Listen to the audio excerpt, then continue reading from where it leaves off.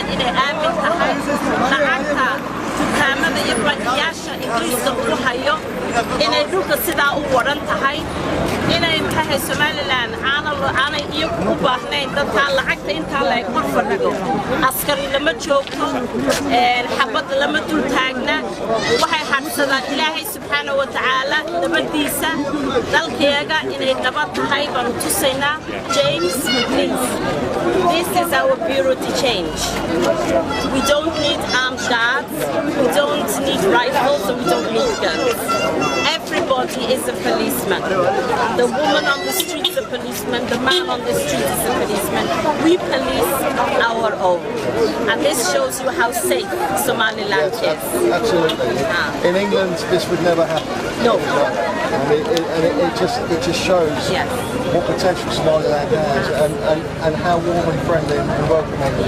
Newcastle United look and it just shows how warm and welcoming everybody is and thank you, it's fascinating to see fascinating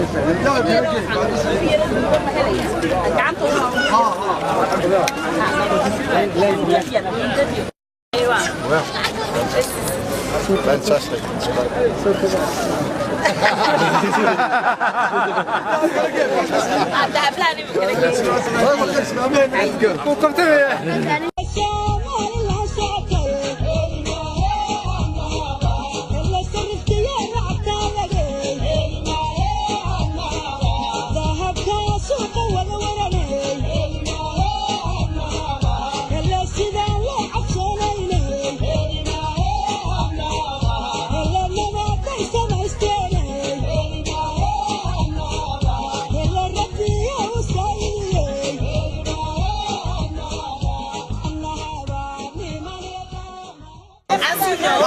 and in Brussels and everywhere else, when you have a gold shop or a diamond shop, you have so many armed guards, you have so many people that's looking after it.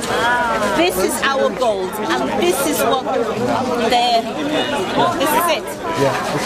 This is their protection from the sun. So the only thing they need protection from is the sun.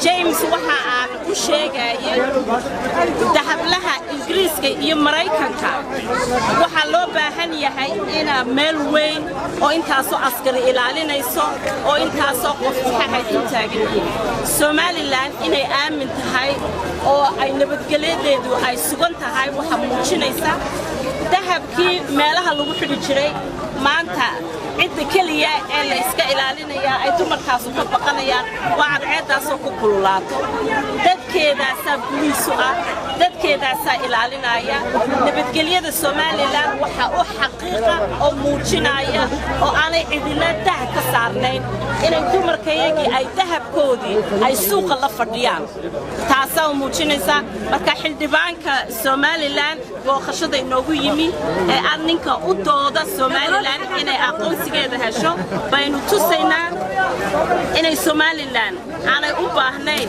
beer iyo maxay ahayd lagu dul ilaaliyo dumarkeena iyo haweenkeena. So interesting to see how Somalilanders conduct their business. In England, it would never be like this. Thank you for showing me this.